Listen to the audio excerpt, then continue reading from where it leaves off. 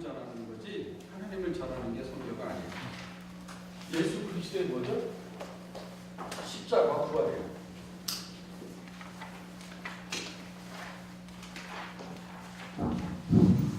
예수 그리스도의 십자가와 부활, 이게 선교예요. 근데 십자가와 부활의 목적이 뭐죠? 구속이에요. 구원이에요. 이 개념에서 생각해서 볼 수 있는 게 구약. 구약 성경에 하나님께서 이스라엘을 통해서 열방을 구원하려는 계획이 구약 성경에 들어있어요.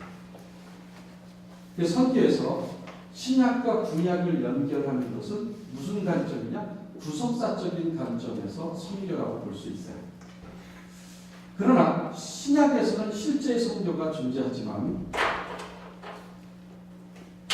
구약에서는 선교가 존재하지 않는다 했어요. 그러나 구약에는 뭐가 있어요? 선교 사상, 선교 정신, 이런 것들이 구약 속에 들어있는 구속이에요. 자, 구약 성경은 이스라엘을 통해서 열방을 구원하고자 하는 하나님의 계획이 구약 성경에 들어있어요. 하나님과 이스라엘은 계약 관계가 있죠. 계약 공동체. 혹은 할례 공동체. 혹은 국가 공동체. 국가 공동체는 다윗 시대에 나타났어요. 이스라엘 안에 사는 모든 사람. 모세 때는 할례 공동체였어요. 그리고 전체를 설명한다면 계약 공동체. 누구든지 하나님을 경외하고 섬기면, 예배하면 하나님께서는 이스라엘 백성들을 구원해 주시면,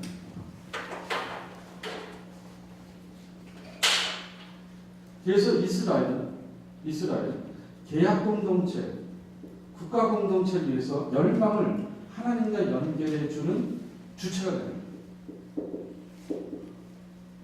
이 주체 출발은 어디서부터 출발돼요? 아브라함.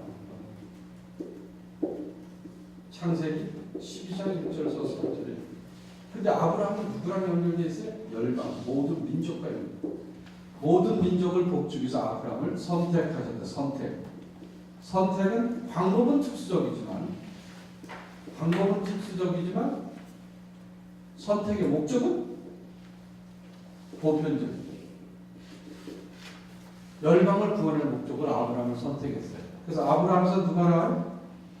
아브라함과 이삭과 야곱이 나오고, 야곱과 요셉과 연결돼서 누구 나가요? 12지파가 나오죠.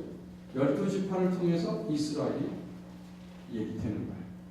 근데 하나님께서는 이스라엘을 통해서 부름의 소명에 대한 부분을 계속 불러일으켜요. 그러니까 이스라엘 선택은 신명기에 15장인가?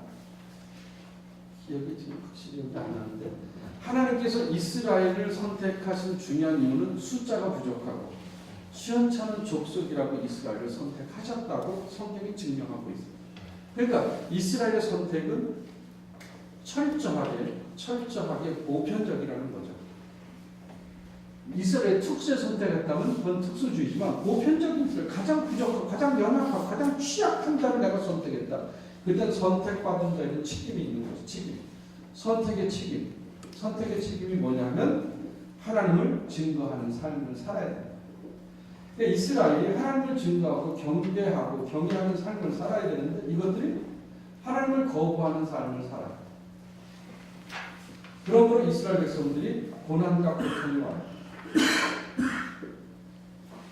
그래서 가나안 땅으로 들어가면서 이스라엘 백성들은 가나안의 우상들, 바알, 아세라, 이런 가나안 지역의 신들을 섬기기 시작해요. 하나님을 멀리하게 되죠. 그래서 하나님께서 이스라엘을 통해서 하나님의 부르심에 대한 것을 다시 기억나게 만들어요.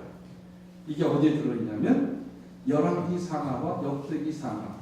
이스라엘아, 내가 너를 왜 불렀는지, 내가 너를 어떻게 해서 건져냈는지, 내가 너와 어떻게 가나안에 들어갔는지, 어떻게 내가 너와 함께 했는지 기적의 일들을 계속 지시해. 그래서 열왕기상과 역대기를 통해서 이스라엘의 소명을 새롭게 만드는 것이 역사서예요. 역사서. 그 다음에 이스라엘 백성들이 하나님을 경외하며 경배하며 살아야 되는 삶을 고난과 고통의 삶의 여정 속에서 살아갔던 삶의 모습이 시편은 삶의 현장. 당시에 이스라엘 백성들이 살았던 그 당시의 선교는 삶의 선교, 삶. 증거죠. 삶 속에서 하나님을 보여주는 거예요. 하나님을 어떻게 내가 섬기는가, 어떻게 하나님과 내가 동행하는 걸 보여주는 게 선교였어요. 오늘날에는 뭐야? 선포하는 게 선교예요. 오늘날은 설득하는 게 선교. 그전에는 하나님과 함께하는 삶이 선교였어요. 이게 삶의 현장이에요. 그 다음에 하나님께서 이스라엘 백성을 통해서 열방에게 계속 하나님을 알리라고 하셨어요. 이건 예언서가 있죠.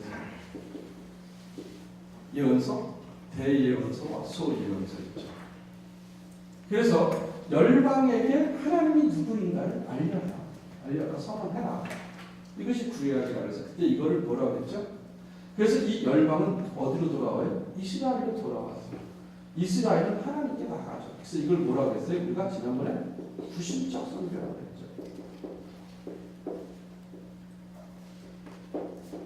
이거를 여러분 책에 다 있어요. 뱅크 준드켈러가 스웨덴 선교했습니다. 최초로 준드켈러가 구심적 선교를 얘기를 했었어요. 자, 그 사이에 신약에 넘어와서 신약은 예수 그리스도가 누구를 통해서 교회와 성도들을 통해서 어디에 열방, 이방, 만민. 지난번에 그랬죠. 만민이라고 하는 것은 종교적 언어지만 열방과 이방은 정치적 언어라고 했어요.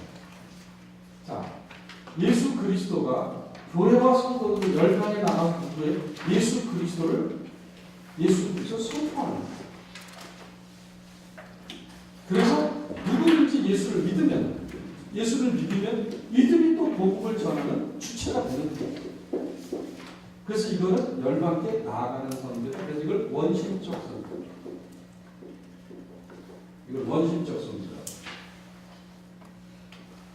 이건 만민의 열방과 이방이 예수에게 돌아올 필요가 없어요. 그들 스스로 복음의 공동체. 이거를 뭐냐면 새 언약의 공동체. 새로운 언약 공동체. 누구든지 예수를 믿으면 그 복음의 주체가 될 수가 있는 거예요. 그래서 교회, 성경. 이게 신약에 나타난 선교. 그럼 예수 그리스도에 대한 부분을 기록해 놓은 것이 신약의 어디죠? 사복음서예요. 마태, 마가, 누가, 요한복음 사복음서. 이 사복음서를 우리는 선교의 이론서라고 해요. 그래서 선교에 문제가 생기면 어디로 돌아가느냐? 사복음서로 돌아가는 거예요. 사복음서로. 그 다음에 교회와 성도들의 역할을 기록해 놓은 것이 어디죠? 사도행전입니다. 사도행전은 선교의 역사를 기록해놨어요. 선교의 역사. 그래서 사도행전 1장서 12장인데 13장부터는 선교 역사가 시작이 되죠. 1장서 12장은 누구의 역사라고 볼 수 있어요? 베드로의 역사. 13장서부터 28장이죠. 이거는 바울의 역사예요. 여기에 몇 차 선교 여행이 있어요? 1차, 2차, 3차, 4차까지 있어요. 4차. 제가 2000년도에 그 얘기를 했는데 지금 4차 선교 여행을 얘기해요. 4차. 그러니까 14, 15, 16, 18, 19, 21, 20, 21서부터 21, 21서부터 28, 24까지, 24에서 28. 요 단어가 13에서 15, 16에서 18, 19서 21, 21에서 24, 24, 28 이렇게 사도행전이 구성이 되어 있어요. 자, 여기서는 교회의 역사예요. 사도행전은 뭐예요? 교회의 역사예요? 성령의 역사예요? 선교의 역사예요. 사도행전 2장은 선교 출발이에요. 사도행전 2장이 교회 출발이에요. 사도행전 2장이 성령의 역사의 출발이에요. 여기서 중요한 핵심단은 바울이죠. 그 다음에 이제 사도 바울이 쓴 편지가 뭐죠? 서신서가 있죠. 서신서가 몇 개죠? 13개가 됩니다. 이거는 교회에 보낸 서신서예요. 이게 복음에 대한 서신서인데 이걸 통해서 우리는 이거를 선교라고 정의할 거냐 안 할 거냐 하는 논쟁이 있어요. 근데 우리가 선교라고 하는 것은 뭐죠? 선교는 예수 그리스도를 전달하는 뭐예요? 예수 그리스도를 전달하는 무슨 사건? 무슨 행위예요? 총체적 행위. 예수를 전달하는 모든 사람. 그러면 이 서신서에는 이를 제기하는 사람은 부름과 쉽게 위임과 파송, 보냄 이 구조가 여기 없다는 거예요. 그래서 여기에는 선교가 없다고 정의합니다. 선교의 기능이에요. 선교의 기능에는 위임과 파송이 꼭 따라야 돼요. 누가 불렀고 위임했고 누가 보냈고 그 위임과 파송을 구약 성경에서 유일하게 볼 수 있는 데가 구약의 요나서죠. 요나서. 그 다음에 보낼 때는 다른 문학으로 넘어가는데 그 보냄을 부름과 보냄의 경계선을 넘어가는 신약의 가장 타당한 선교의 모델이 있다는 구약에서는 요나서밖에 없다 이렇게 정의해요. 자, 기능적이에요. 그러나 서신서가 예수를 전하는 일을 하는 일이라면 그것은 선교라고 정의한다면 서신서 속에도 선교는 존재한다 이렇게 설명할 수가 있습니다. 자, 그 다음에 이 구약과 신약 사이에 뭐가 있어요? 중간기가 있어요. 중간기는 바벨론 포로 이후부터 우리가 설명해요. 그 중간기에 바벨론 포로서부터 이제 이스라엘 백성들이 로마의 압박을 당하고 로마의 압박을 당하면서 이스라엘 백성들이 흩어지게 되죠. 그래서 여러분 AD 70년 예루살렘이 완전히 파멸된 파멸된 전쟁 AD 70년 티투스가 들어가서 예루살렘 박살을 냈죠. 그 다음에 재밌는 건 또 하나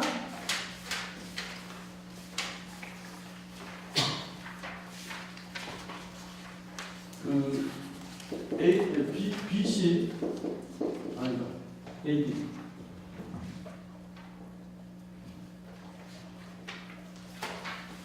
163년에서 165년에 마카비 반란이 일어나요.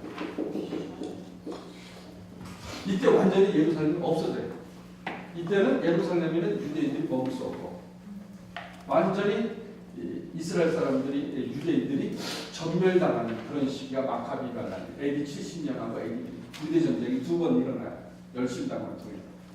그러고 난 이 흩어짐의 역사는 어떻게 되냐면 이걸 디아스포라고.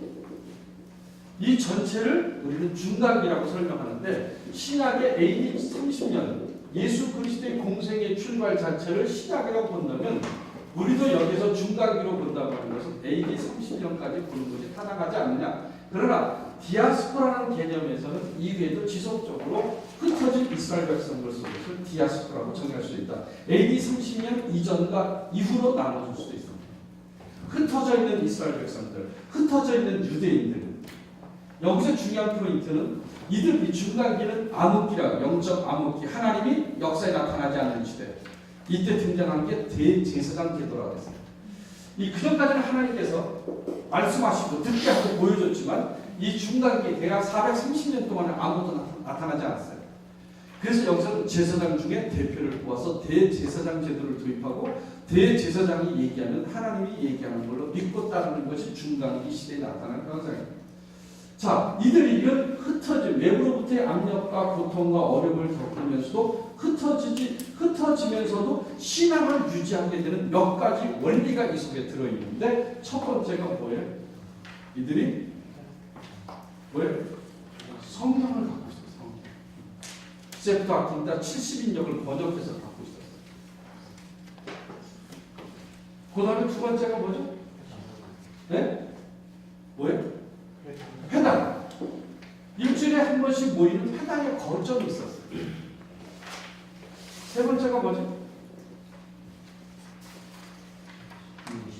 네? 유일신론. 예. 다신론이 아니고 유일신론이기 때문에 그들이 흩어질 수 없었어요. 또 하나 있다면 뭐죠? 안식일을 지켰어요. 그러니까 안식일과 해당은 일주일에 한 번씩 6일 만에 이스라엘 사람들을 결집시키는 중요한 요인이 됐어요. 그 다음에 또 뭐가 있죠? 네? 네? 경건한 사람. 이스라엘 사람들이 신앙을 지키고 있었던 유일한 원리가 이 5가지였어요. 성경책을 갖고 있어요. 그래서 우리가 선교할 때는 항상 뭐예요? 자국어로 된 성경이 그들에게 손에 쥐어져 있어요. 그래서 성경 번역 선교가 활발해요. 그래서 초기에 영국의 선교에서는 성경 번역 사업이 계속 나타나는 걸 볼 수가 있어요. 두 번째가 회당이에요. 이거는 요즘 시대로 얘기하면 교회 중심의 선교. 선교사가 가면 교회를 세워야 돼요. 이게 거점이에요. 교회가 없으면 흩어지게 돼요. 이 흩어짐의 대표적인 그 선교 단체가 뭐였어요? 회심을 강조했던 선교. 경건주의자들이 주장한 게 뭐냐면 회심이었어요. 회심. 마틴 루터도 이 부분에 실패한 부분이에요. 회심을 강조하다 보니까 회심한 자들이 가서 모여야 될 교회, 성결교단이 바로 여기에 걸려있어요. 성결교단. 우리는 교파를 초월한다. 교단을 배경하는 것을 배경으로 하지 않는다. 이걸 주장하는데 그러다 보니까 지금도 성결교회 성도들은 교단과 교파의식이 상당히 약해요. 그 배경에는 신학적 배경도 있겠지만 이 사람들은 회당을 중심으로 흩어지더라도 6일 안에 회당으로 돌아오는 거예요. 돌아와서 다시 정립하는 거예요. 이게 이스라엘에 여러분 이스라엘은 그 유대인이 되려면 어머니가 유대인이 돼야 돼요? 아버지가 유대인이에요? 어머니, 모계. 근데 이스라엘의 위대함은 모계 교육, 어머니 교육이 위대한 거예요. 이스라엘은 세대 차이가 없다 그러죠. 할아버지와 손자가 쓰는 언어의 세대 차이가 없대요. 우리는 엊그제도 우리 목사님 그 얘기 하셨는데 아니 손님들, 가족들하고 이제 친인척들이 모이면 이 음식의 기준이 애새끼들이라는 거예요.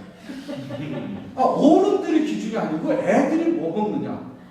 그러니까 우리 집도 보면 뭐 나는 냉면, 애들은 피자, 그러니까 아내가 두세 종류의 음식을 해야 되는 거야. 시켜먹고. 이러니까 그걸 때려 잡아야 이게 교육이 되는 거예요. 그걸 먹여야 되는데. 그래서 보신탕을 먹여가지고 나이 들어서 내가 보신탕을 얻어먹으려면 먹여야 되는 거야.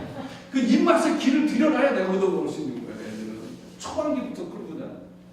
자, 이건 뭐냐면 이스라엘 백성들이 자기들의 기독 그 출애굽의 역사를 그 1년 동안 그 행사를 하는 1년 동안 그 국가의 행사의 기준이 출애굽의 역사예요. 그러니까 그거를 이 사람들이 어렸을 때부터 할아버지 때부터 손자 때부터 같이 배우는 거예요. 쓰는 단어가 정해져 있어요. 새로운 단어가 없어요. 계속 반복해 훈련하다 보니까 얘네들은 할아버지와 손자가 동일한 언어를 쓰고 있는 거예요. 세대 차이가 없대요. 우리는 얼마나 큰 세대 차이가 있어요. 한국의 역사를 어머니들이 집에서 가르쳐요. 3.1운동, 6.25. 오늘 6.25가 일어나는 날짜 오늘 좀 더 보리밥을 먹는다. 해줘. 엄마 싫어. 그래. 너는 다른 거 먹어라. 돈가스. 그러니까 우리는 애새끼 교육이 안 되는 거예요. 애새끼들의 싸가지는 어디서 출발해요? 엄마 손에서 출발하는 거예요. 엄마가 그냥 약해가지고 어머니는 강하다고 그러는데. 그러니까 이런 역사적 의식을 가진 어머니들이 필요한 거예요. 유대교의 전통은 이거예요. 해당. 그리고 이 사람들은 해당하고 또 하나 뭐가 있죠? 1인 직업 교육을 받아요. 누구든지 직업. 이게 바로 유대인들을 결집시키는 중요한 거예요. 자, 그 다음에 유일신론이죠. 그 당시에는 다신론이었어요. 오직 여호와 하나님. 그 다음에 안식일을 거룩히 지켜요. 그러니까 안식일날 회당에 누구든지 모이는 거예요. 이게 이스라엘의 신앙을 지키는 중요한 거예요. 그렇다면 오늘날 뭐예요? 우리가 한국 기독교는 교회의 주의를 지키는 게 한국의 기독교가 살아남는 중요한 일이에요. 그러니까 외부에서 주 5일째, 그래서 뭐 주일날 예배도 드리고 토요일날도 예배를 드릴 수 있어요. 포인트는 주일의 포인트. 교회 근처에 살아야 되고 교회를 중심으로 생활해야 되고 교회가 삶의 전체를 이끌어가는 원리를 벗어나는 교회는 쇠퇴하게 돼 있어요. 성도들도 장로들도 멀리 떠나게 돼요. 그러니까 직분자들은 교회 근처에 이사하게 되고 반경 5km를 벗어나면 직분을 안 준다든지. 이건 성경적이에요, 성경적. 왜냐하면 안식일을 지키려면 1km 안에 살아야 돼요, 1km 안에. 오늘 봐줘서 못하는 거예요. 그래서 이런 것을 강압적으로 한다 그래서 이건 중간기 역사가 증명하는 거예요. 그래야 교회 새벽기도 나와요. 자기 교회 새벽기도 해야지 남의 교회 새벽기도 아무 소용 없어요. 뭐 할 수 있죠. 할 수는 있지만 교회를 지키는 일에는 한 발을 물러서게 돼요. 저는 이걸 보면서 우리가 선교를 하더라도 교회를 세워야 되고 주일 성사는 두 가지 핵심적 요소를 갖고 있지 않으면 그 조직은 무너진다고.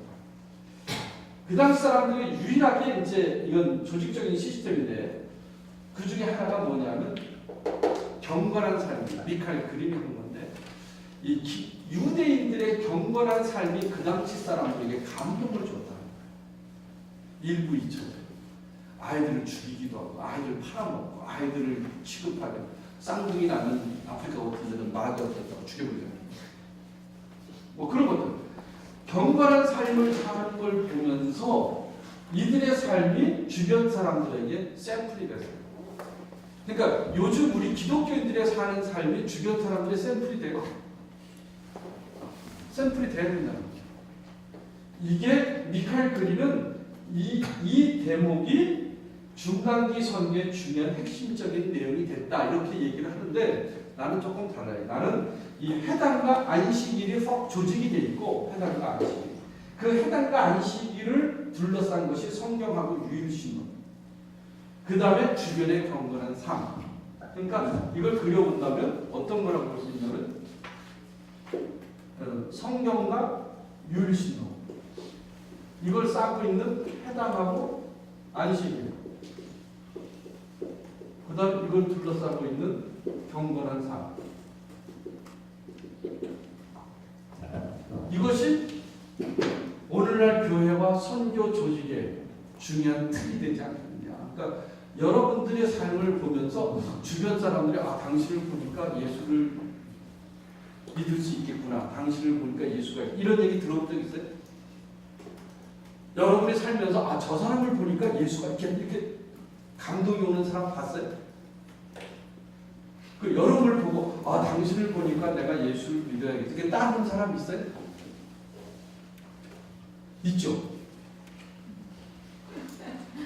나는 한 명도 없어요. 어떤 새끼들이 있었냐? 예수가 어딨냐고 보여달래. 목사한테 목사가 어떻게 살았길래 보여달라고 그래 나. 열받아서 번제도 토론했어요. 스튜드가르트에서. 근데 결론은 없어요. 그러니까 논쟁은 필요 없어요. 삶을 통해 따르게 하는 밤을 새워서 논쟁을 수업시키면 결과는 필요 없어요. 그래서 오늘날 지금 문제도 뭐냐면 기독교인들의 경건한 삶 이것이 중요한 전도의 원리가 되어야 되지 않겠느냐. 그런데 교회가 보면 이런 분들이 말없이 섬기는 모습을 볼 수가 있습니다. 중간기 선교의 특징입니다. 그 다음에 이 중간기가 예수 그리스도로 넘어오면서 우리에게 전달해 준 것이 뭐냐 하면 몇 가지가 있어요. 유대교 선교예요. 유대교 선교가 기독교 선교에 끼친 중요한 영향이 있다고 보냐. 전도에 대한 열정을 일으켰어요. 전도에 대한 열정.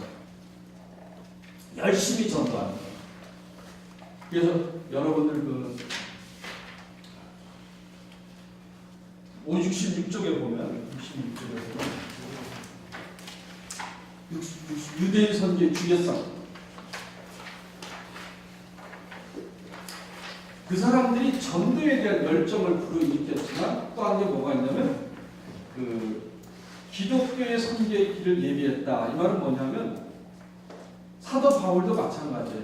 유대교가 나가 있었고 해당이 있었고 성경이 가 있었고 유일신론이 있었고 경건한 삶이 있었고 안식일을 지켰기 때문에 기독교 성경은 거기에 숟가락 하나만 얹으면 되는 성경이었어요. 그러니까 나가서 하나님들은 벌써 사람들이 구약을 알고 있었기 때문에 그래서 구약에서 보낸다는 메시아가 예수다. 예수라는 숟가락을 딱 얹으면 먹혔어요. 그러니까 기독교의 선교의 이해를 빨리 해줄 수 있는 계기가 됐다. 선의가 답변이 있었다. 그다음 이 유대교 사람들이 이미 기독교적인 예배 형태라든지 의식을 미리 알려줬기 때문에 신학은 그것을 그대로 받아들였으면 됐다. 이미 유대교가 앞길을 열어놨었다. 그렇게 볼 수 있어요. 연속성에서 보는 거죠. 연속성에서. 그래서 이제 성경도 알고 있었고 구약도 알고 있었고 예배의 생활도 알고 있었고 가서 그냥 구약식으로 얘기해도 그가 오신다는 메시아가 예수다 이렇게 외치는 것만으로도 기독교 선교는 급속도로 확산될 수 있었다는 거죠. 거기에 이제 중요한 정치적 군사적 요인이 있다면 로마 제국이 평안했다는 거예요. 평안했다. 팍스 로마나 로마의 평안. 그 로마가 평화롭고 주변 국가 싸움을 하지 않았기 때문에 복음을 이웃 나라에 전달하기는 굉장히 쉬웠다는 거예요. 그리고 도로가 발달되어 있어 언제든지 어디도 하든지 간에 예수를 전할 수 있는 여건들이 구비되어 있습니다. 도로의 정치. 그런 것들이 유대인 선교의 중요성이다. 그런 것을 딱 볼 수가 있어요. 이렇게 보면 여러분들의 책을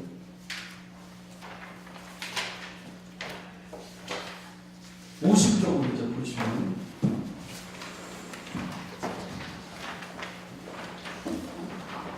쪽에 보시면 선교와 구약이 들었죠.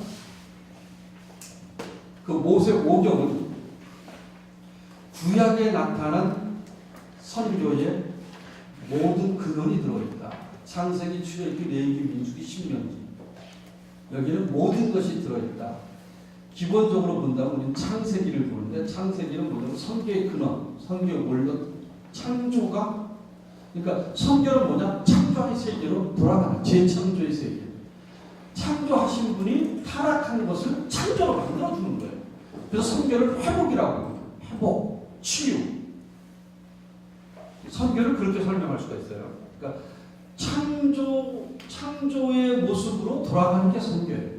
그래서 우리가 생태계의 환경에 대한 보건사업들, 타락한 인성이 하나님의 형상을 찾아가는 것들, 죄의 용서를 받아서 영생하는 것, 죽음에서 생명으로 올라간 이 모든 것이 창조에 들어있다는 거예요. 그럼 선교의 동기는 타락, 선교의 대상은 전 세계라고 했어요. 전 세계. 선교의 필요성은 구원하시는 하나님, 세상을 구원하셔서 찾아오시는 하나님. 그다음 창세기 시장서 50장의 선교는 소명을 보는데 아브라함과 이삭과 야곱과 요셉으로 이어지는 명령을 수행하고 있는 것을 찾아볼 수가 있습니다. 그 다음에 선교의 보령은 출애굽이다. 이 출애굽은 애굽, 광야, 가나안 하나님이 이스라엘 백성들을 고난과 억압 속에서 구원해 내시는 역사. 그러니까 선교의 아주 전형적인 모델이 출애굽이에요. 출애굽. 이스라엘이 반항하고 원망하고 불평해도 하나님은 자신의 주권으로 그들을 가나안 땅에 집어넣죠.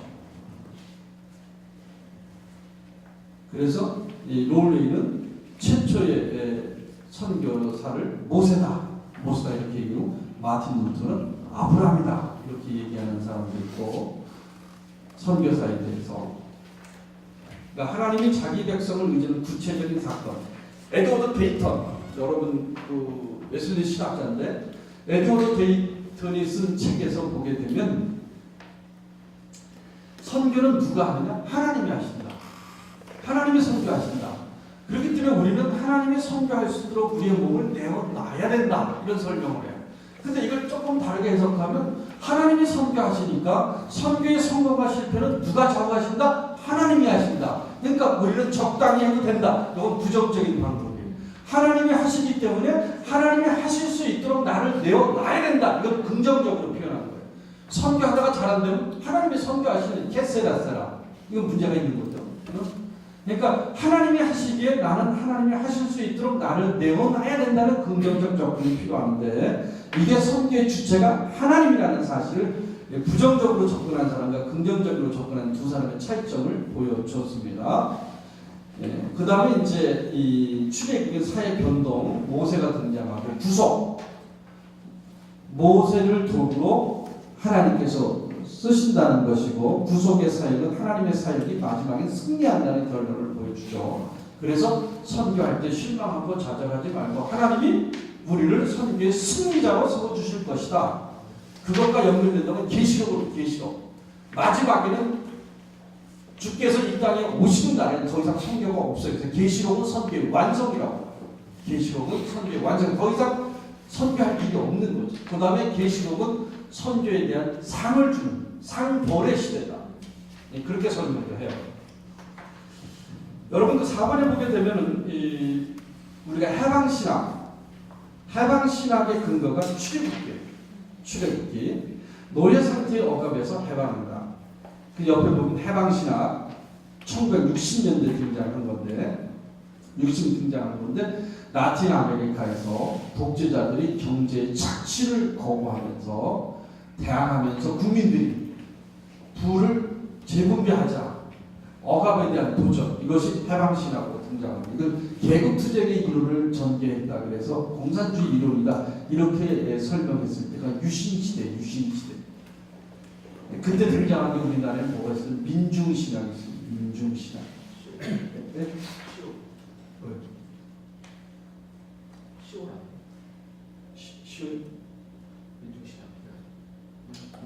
예, 그러니까 그 해방신학을 베낀 것이 민중신학 설명하죠. 해방신학의 중심의 주체는 경제적 착취인데 민중신학은 정치적 독재로부터의 해방을 주장하고 해방신학은 경제적 착취로부터의 경제적 해방을 주장하는 차이점이 있어요. 그래서 민중신학 하면 용공이라고 얘기해요. 공산주의자들. 그래서 그때 막 때려잡고 지금은 이제 해석이 좀 달라요. 해방신학 그러면 그러니까 그때 배웠던 사람들이 지금도 해방신학을 부정적으로 보는 경우가 있어요. 근데 이것은 시대적 상황에서 발생되는 신학의 사물이라고 봐야 되죠. 이거를 여러분들이 어떤 성도는 신학 그랬더니 신학이 뭡니까? 이렇게 물었더니 우리 교회 다니는 집사님 같은 분이 학생으로 들어왔는데 그분이 하는 말이 신앙을 갈갈이 찢어놓는 것. 신앙을 갈갈이 찢어놓는 것. 그 절대 아니에요. S복음교회 성도인데 그거는 신앙을 부정적으로 봅니다. 부정적으로. 신학이 왜 중요하냐면 성경을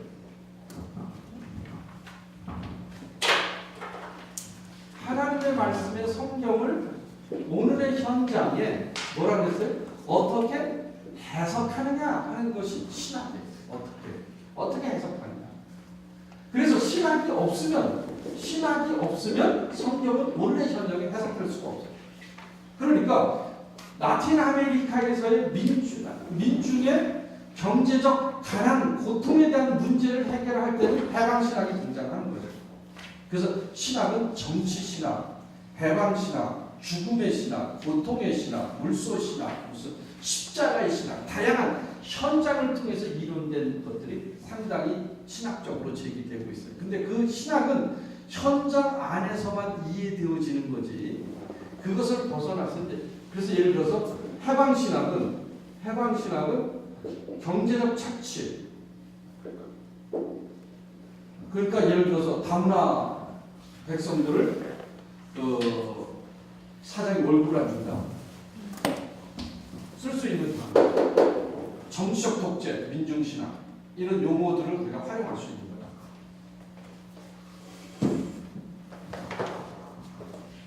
그 옆에 해방신학을 여러분이 참고하시면 도움이 될 거예요. 근데 박영환 교수는 신학적 이해가 잘못됐다. 정당한 방법으로 성경을 왜곡시켰다. 뭐 이렇게 얘기하는데 이건 이 책을 팔아먹기 위한 수단이다. 왜냐하면 그렇게 안 쓰면 걸리니까. 그러니까 이거는 그 복음주의 입장에서 쓴 거니까 이런 걸 안 쓰면 나중에 문제가 되죠. 그래서 쓴 거니까 교수님은 말을 그렇게 하고 책은 이렇게 써. 말은 그렇게 하다가 문제가 되면 안 했다 그러면 되지만 책은 증거가 되기 때문에 생각이. 그러니까 이 책에 보면 내가 얘기한 거 조금 다른 데가 상당히 발견이 돼요. 근데 그 여러분이 저를 도우는 입장에서 들으시면 도움이 될 것 같습니다. 선교의 구속사는 역사서, 역사서 출애굽시켜서 이스라엘 백성들을 사명을 일깨워주는 것 그거 얘기하시면 되고, 그럼 넘어가서 이제 64쪽에 저 위에 보면 뱅크 주드켈러가 있죠. 뱅크 주드켈러. 구약의 성경은 구심적, 신약의 성경은 원심적. 여기 보게 되면 원심적에 보게 되면 CENTRIFUG A입니다. A. 맞아요? A. 그리고 뱅크 주드켈러가 1910년에 한 선이 있고 1909년 연도수가 잘 안 맞는데 그냥 여러분이 알고 계시면 되겠습니다. 그 다음에 이제 그 선교의 대상에 보게 되면 역사서 당시에 보게 되면 거기에 이방인들이 상당히 있었다는 거예요. 이스라엘 백성들이 계약 공동체지 혈연 공동체가 아니라는 걸 증명해줘요. 이스라엘 백성들에게 이방인들이 허용되었으나 제한도 있었어요. 출애굽기 10장 38절에 보면 잡다한 족속이 이스라엘 출애굽의 행군에 참석하고 있으니까 이스라엘 유대 백성만 나온 게 아니라 여러 족속들이 같이 들어가 있다는 거죠. 역대하 2장 18절에 보게 되면 솔로몬 시대에는 이방인 숫자가 15만 3,600명이 들어있었어요. 이건 국가, 지역 간의 공동체 개념으로 바뀐 거예요. 그 다음에 이방인을 내 자신과 같이 보호하라 그랬습니다. 그러나 이방인은 왕이 될 수 없다. 그러니까 이스라엘이라는 공동체 안에는 다양한 족속들이 섞여 있다고 여러분이 보시면 이거를 혈연 공동체 개념으로 봐서는 절대 안 된다는 걸 주고 있습니다. 그 다음에 선교 현장, 시가서, 지혜서, 시편이죠. 지혜, 잠언, 전도서 이걸 보게 되면 예배의 책, 찬송의 집으로 되어 있다. 선교의 생체를 갖고 있다. 그 정도로 여러분이 보시면 돼요. 넘어가시고 거기 56쪽에 열방의 초대 회심 여기에서 여러분 67편을 여러분이 잘 보시면 도움이 됩니다. 이스라엘과 열방의 회심 67편을 성서신학에서 선교와 관계된 부분으로 많이 다루고 있습니다. 67편 2절에 주의 도를 땅 위에 주의 구원을 만방 중에 알리소서. 이게 세계 선교를 얘기해 주고 있어요. 열방에 대한 관심. 시편 98편, 시편 117편에 보면 열방의 구원을 알게 하시고 그의 의를 열방의 목전에 찬양하게 하라. 그러니까 시편은 열방을 향해 나가려는 시도가 지속적으로 얘기되고 있습니다. 그리고 시편 96편에 보게 되면 구원을 날마다 전파하라. 날마다. 시편 145편은 하나님을 계속적으로 다음 세대가 알도록 하라. 나가서 전하라. 이런 얘기가 구약에도 나타나요. 그다음 여러분 그 예언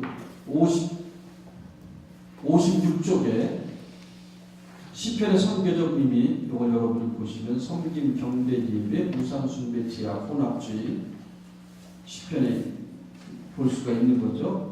그래서 하나님으로부터 징계를 받게 되고 인간이 시편은 이스라엘 백성이 회개하는 그런 장면이 시편의 선교적 특징이다. 도표가 그려져 있고 57쪽에는 예언서와 선교. 예언서라고 하는 이스라엘의 선택의 목적을 열방을 구원하기 위해서 선택했어요. 그 도표를 보시면 계획의 선언입니다. 선교의 메시지는 하나님의 구원의 계획은 이스라엘의 입장에서는 메시아고 열방의 입장에서는 구원자인데 이것은 열방의 구원과 구원의 완성을 향해서 나가고 있는 것이 예언서다. 예언서의 구조적 특징을 얘기해 주었습니다. 그걸 보시면 선교, 열방, 예언서, 이스라엘 통해서 세상에 말씀하시는 하나님. 선지서에서 하나님은 이방인데 하나님이 되시고 이방이 구원받을 것을 말하는 동시에 이스라엘은 특권에 상응하는 책임을 다하지 못하므로 남은 자만 구원받을 것을 얘기했다. 이스라엘의 우상숭배 이방으로 인해 하나님의 백성의 거룩함을 믿게 되었으므로 신앙의 회복을 위해 선지자를 보내셨다. 자, 이 예언서에 보게 되면은 하나님께서 어떻게 해요? 하나님께서 이스라엘이 잘못했을 때 하나님은 멸망을 들어서 이스라엘을 치고 하나님은 멸망을 통해서 하나님의 역사를 만들어가요. 그래서 느부갓네살을 왕을 쓰고 나의 애굽이요 나의 사랑하는 애굽이요 나의 사랑하는 시온이 나의 딸 바벨론하고 기입니다. 그러니까 하나님의 역사는 세계 전체를 끌어가는 역사지 선택된 이스라엘 백성들만의 역사는 절대 아니라는 거죠. 그래서 하나님의 선택은 보편적이라는 걸 다시 입증해 줬어요. 그 예언서에서 수없이 그 예언이 등장하고 있습니다. 그 다음에 59쪽에 보게 되면 종과 남은 자, 선교사상의 종과 남은 자가 등장해요. 남은 자는 것은 하나님을 경외하는 자, 경배하는 자. 이 남은 자가 나오는 성경은 여러분 어디에 등장하고 있냐면 열왕기상 19장 20장 할 때 그 엘리야가 갈멜산에서 대결을 하고 도망가죠. 그게 열왕기상 몇 장이죠? 열왕기상 19장 거기 보면 호렙산에 가서 하나님을 만날 때 그때 남겨진 열왕기상 19장 맞죠? 네. 19장에 보면 호렙산에서 호렙산은 무슨 산이에요? 시내산. 그러니까 명칭이 이 성경의 저자에 따라서 똑같은 동일한 명칭이 여러 가지로 불려질 수가 있어요. 그런 걸 여러분들이 이 성경 공부를 통해서 많이 안다면 설교에 굉장히 풍성해질 수 있습니다. 그래서 거기서 남겨진 7천의 무리가 등장하는데 그 남겨진 사람은 뭐냐?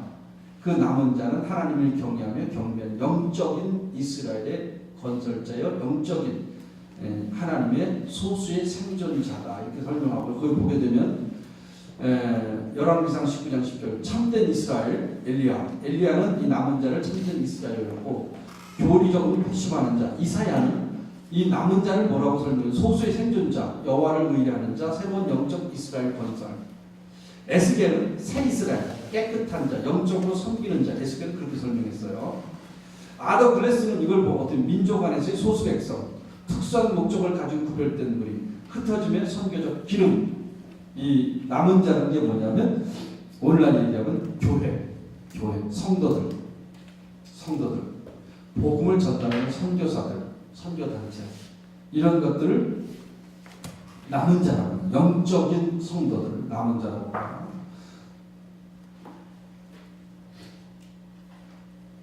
그 참된 소명 이 게하르브 피체톰은 독일의 신약학자인데 이분이 유명한 게 뭐냐면 우리가 선교 역사에서 선교 역사의 분수령이 몇 년도라고 했죠 제가 선교 역사를 볼 때는 몇 년도에서 전환이 일어난다고 했죠. 맞아요. 그때를 기점으로 얘기해요. 1945년 제2차 세계대전 이후의 기점을 통해서 뭐가 등장하냐면 1952년에 윌링겐에서 칼 하르텐슈타인 이건 선교학의 중요한 포인트예요. 칼 하르텐슈타인이 뭘 주장하냐면 미시오데이를 주장해요. 미시오데이 이게 뭐죠? 하나님의 선교. 이 하나님의 선교가 등장함으로써 선교지에서는 엄청난 원자폭탄과 같은 폭발이 일어났어요. 왜냐하면 개념 자체가 확 뒤집어져 버리고 선교 사역이 뭔지 구별이 안 갈 정도로 이제 하나님이 선교하신다. 하나님이 선교하면 대체 어디까지나 하나님의 선교를 할 거냐? 근데 이 미시오데이가 등장하게 되기 전에 이전 뭐죠?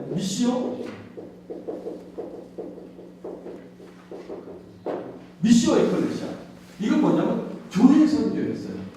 교회 선교가 너무 죄악을 범하고 통계라든지 선교하지 않고 교회가 교회를 위해 존속하다 보니까 거기에 대한 역작용으로 미시오데이가 등장하는 거예요. 역작용으로. 그러니까 하나님의 성경에 교회는 좀 내버려둬라. 교회는 하나님의 성경에 스스로 조직을 내버려둬라. 교회가 스스로 관리하다 보니까 이 교회 자체가 선교를 거부하는 꼴이 되는 거예요. 그래서 칼 하르텐슈타인이 새로운 일을 교회가 선교하게 하라. 너는 하나님이 너를 통해 선교할 수, 너를 하나님께 내버려 둬라. 네가 관리하지 말아라. 네가 선교의 주체가 아니다. 하나님의 선교의 주체다. 하나님이 그 일을 할 수 있도록 내버려 둬라. 이게 1952년입니다. 이래서 선교지는 난리가 난리가. 그 전까지는 뭐예요? 교회 중심의 선교를 포커스를 뒀어요. 이제는 하나님 중심의 선교로 포커스를 둔 거예요. 그러다 보니까 문제가 뭐냐면 교회 밖에 나타나는 현상들에 대한 이해가 이제 예를 들어서 이게 세상이에요. 이 교회 모든 선교는 교회로부터 나간다고 생각했어요. 근데 갑자기 교회 밖에서 선교가 이루어지는 거예요. 이걸 어떻게 설명할까요? 교회 밖에서 자발적으로 선교가 되는데 어떻게 자발적으로 선교되죠? 어떤 사람이? 어떤 점이 있죠? 전도로 갔는데 무당이 예수 믿으라고 그러는 거야. 넌 예수 믿어야 된다. 무당이 전도하는 거야, 무당이. 그럼 어떻게 되는 거예요? 하나님이 직접 개입한 사건이에요. 어떤 사람이 산에 가서 나무를 보다가 예수 믿어야겠다. 그럼 귀여운 사람도 있죠. 있어요.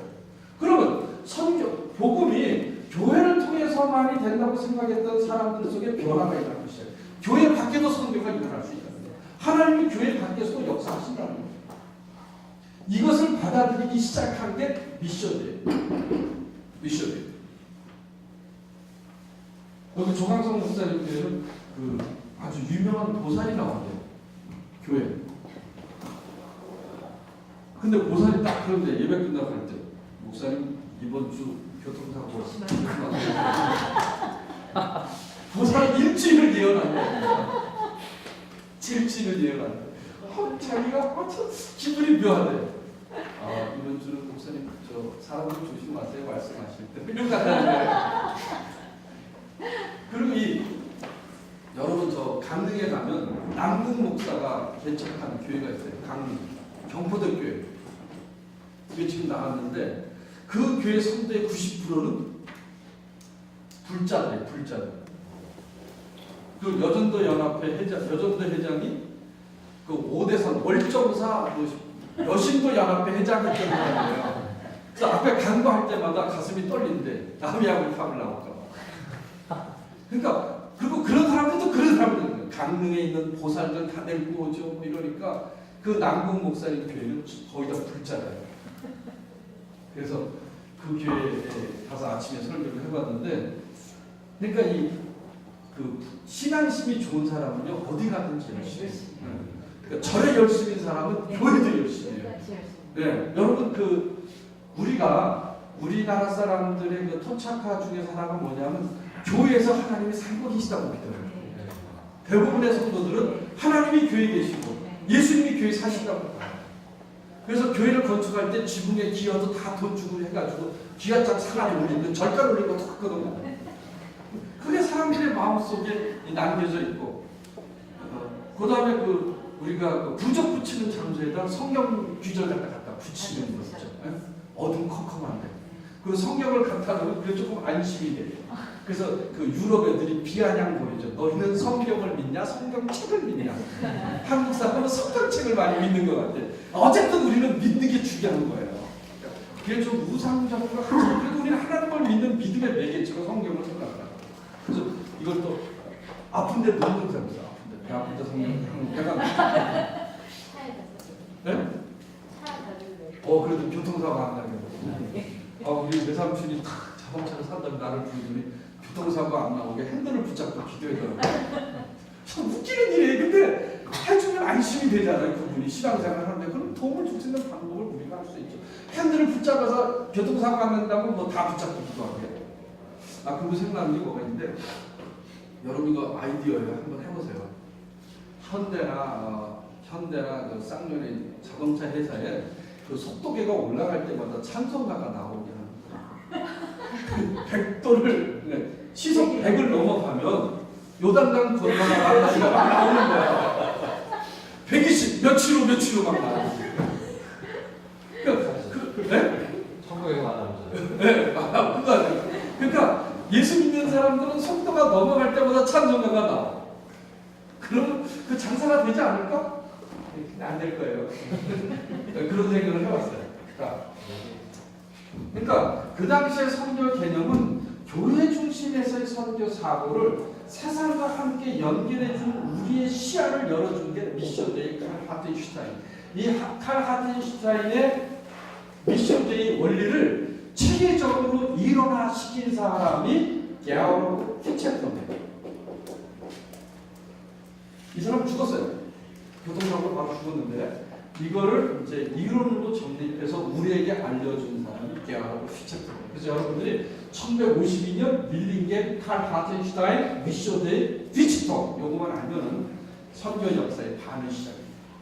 여러분 교회론을 넘어가려면 누구를 지나가야 돼요? 학자는 교회론을 공부하려면 누구를 거쳐야 돼요? 네? 누구요? 칼바르트. 교회론을 공부하려면 칼바르트를 거치지 않으면 못 가요. 조직시간부터 선교 역사에서 선교 역사를 지나가려면 칼 하트슈타인의 미쇼데이를 지나가지 않으면 선교 역사를 볼 수 없어요. 이게 초창기에는 그 복음주의 입장에서는 이것을 이단이라고 했어요. 그래서 이걸 못 가르치겠어요. 그게 언제예요? 서울신학대학에 1997년 1996년까지 안 가르쳤어요. 1997년에 제가 와서 가르치기 시작했어요. 그러니까 우리가 알고 있는 미션데이는 잘못 전한 거다. 이게 전주대학에서 온 사람 있어요? 전주대학의 김은수 교수가 이걸로 박사학을 썼어요. 독일에서. 한국의 미션데이를 전한 사람은 잘못 전했다. 이렇게 잘못 전했다. 그 주범이 누구냐? 김명형이다. 뭐 이래가지고 그 이름을 밝혀서 독일에서 박사학을 썼어요. 그러니까 엉뚱하게 설명해 전달해요. 그래서 미션데이가 우리나라에서는 부정적이에요. 이건 악의로. 근데 지금은 복음주의자들도 미션데이라는 단어를 써요. 그러니까 우리나라에 와 있는 신학들은 상당히 좀 이렇게 부정적으로 나와 있는 게 상당히 칼바르트 옛날에 우리 안 배웠어요. 칼바르트 배우면 난리가 났었어요. 몰트만 막시키. 근데 지금은 다 하잖아요. 몰트만 제자들이 와서 교수가 되는 거예요. 그러니까 제가 1976년도, 7년도 그때 수업 들을 때는 칼바르트 몰트만 책을 못 읽게 돼 있어요. 금사예요, 금사. 그럼 여러분 디 페어주는 데스 예수스 그리스도스 그래서 치유의 유혹 니콜라스 프랑스는 그 책. 그것도 금서 1이었어요. 우리는 항상 1위부터 보죠. 절대 못 보게 해요. 독일에서 그 영화를 했을 때 디 페어주는 예수스 그리스도라는 영화를 독일에서 상영할 때 기독교인들이 피켓 들고 막 반대했어요. 들어가려고 그러니까 나보고 오지 말라고 그러고. 난 속으로 목사는 다 봐야 되고 들어갔죠. 원래 예수가 거기에 성관계 아니고 막달라고 하니까 장면이 십자가에서 내려가고 그런 장면들이 막 도용되는 거예요. 그러니까 그걸 보면서 목사는 다 봐야 돼. 그래야 마귀들이 어떻게 역사하는 걸 알 수 있는데 그것도 안 보고 시험에 들면 안 돼. 다 보고 나쁜 것들은 다 봐야 보고 얘기할 수 있어요. 얘기하기 전에 빠지면 문제가 되죠. 그래서 이제 이 미션의 개념이 복음주의 쪽으로 넘어왔을 때 97년, 2000년, 98년 이럴 때 서울신학대학은 미션데이에서 강의가 시작이 역사예요. 그리고 WCC에 대해서 최초로 강의하기 시작한 거예요. 긍정적으로. 이걸 최초로 1997년이에요. 97년. 그러니까 서울신학대학도 상당히 지금 근데 성결대학 얘네들은 아직도 이 안에 머물고 있어요. 그러니까 그만큼 우리도 뒤떨어져 있었다. 그리고 이제 우리가 종교 다원주의라든지 혼합 이런 개념을 WCC가 얘기하는 입장을 가지고 생각해 볼 수 있는 여유를 주어야 그것을 오늘날 상황에 어떻게 풀어갈 거냐는 서울신학대로 이제 얘기할 수 있는 시대가 되고 지금은 뭐냐면 이 미션데이가 복음주의자들은 이건 뭐냐면 이거는 세상 밖에서도 하나님의 선포의 역사가 시작이 된다. 근데 복음주의자들은 뭐냐면 교회에서도 복음을 전하는데 세상 속에서 하나님은 하나님의 자신의 일을 알려주는 일도 하신다. 그래서 이걸 우리가 알 때 우리는 이 일에 같이 개입해서 하나님의 일을 하게 한다. 같이 한다. 이런 개념으로 복음주의자들은 미션데이를 받아들이는데 그러니까 하나님께서 선교하게 하셨다. 하나님께서 마땅히 이렇게 설명하지만 그거는 약간 미쇼대의 원래 의도와는 달라지는 거예요. 미쇼대의 원래 의도는 세상 밖에 역사하시는 하나님이에요. 근데 복음주의는 교회와 성도들을 통해서 역사하시는 하나님으로 생각하는 거예요. 그래서 이거를 선계 영역학대로 복음주의는 해석해요. 요걸로만 해석해. 딴 걸로 해석해. 그러니까 복음주의가 얘기하는 미쇼데이와 진보주의에는 미쇼데이는 커다란 차이가 있어요. 여러분 그랬죠? 예수라고 부를 때와 그리스도에 부를 때는 개념 차이가 엄청나게. 진보주의 입장에서는 그리스도는 중보자적인 입장이에요. 근데 복음주의가 그리스도 부를 때는 이건 뭐예요? 구속자 입장에서 그리스도를 외치는 거예요. 그거를 진보주의 입장에서 받아들이기 시작하면 문제가 심각해져요. 중재자, 그리스도는 중재자, 중보자. 그래서 복음주의자들은 예수라는 단어, 예수를 단어는 많이 쓰고 저쪽은 그리스도라는 단어를 진보주의는 많이 써요. 예수라는 단어를 잘 안 써요.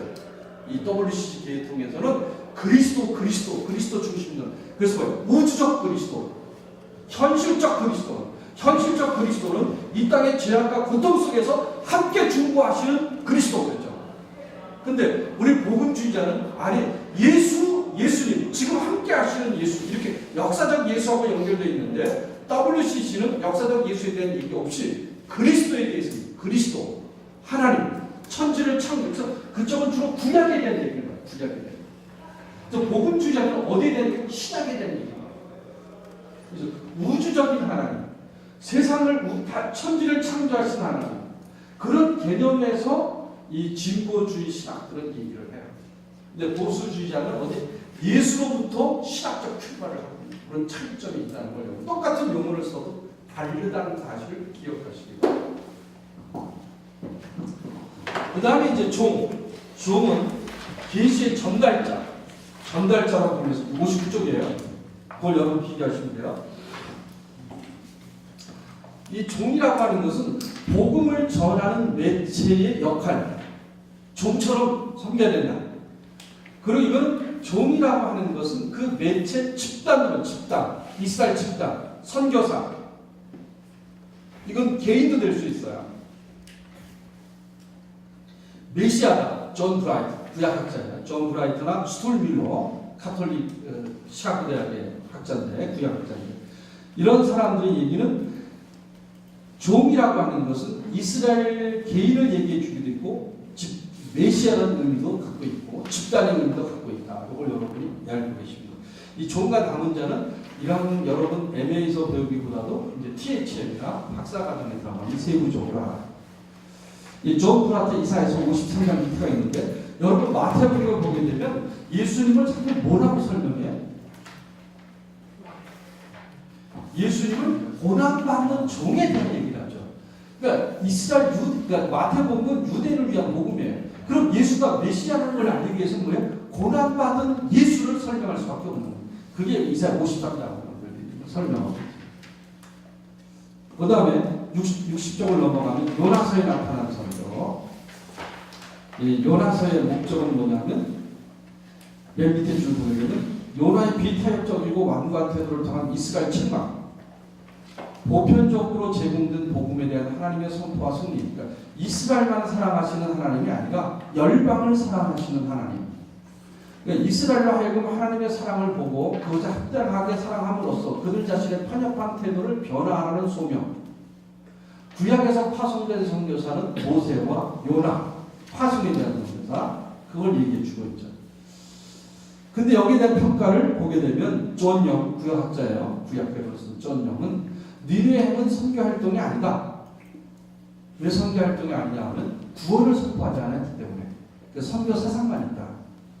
롤레이는 역사가 아니라 예언이며 내용이 중요하다. 이건 뭐냐면 롤레이는 요나서는 가짜다. 어떤 가짜냐? 요나서는 만들어진 얘기다. 동화다. 소설이다. 요나는 역사적으로 물고기가 뭐 이렇게 돼가지고 이게 된 게 아니라 예언적 비유에 대한 얘기고 내용이 중요하다. 내용이. 근데 이제 우리 학자들은 예수님도 요나서를 인용했다.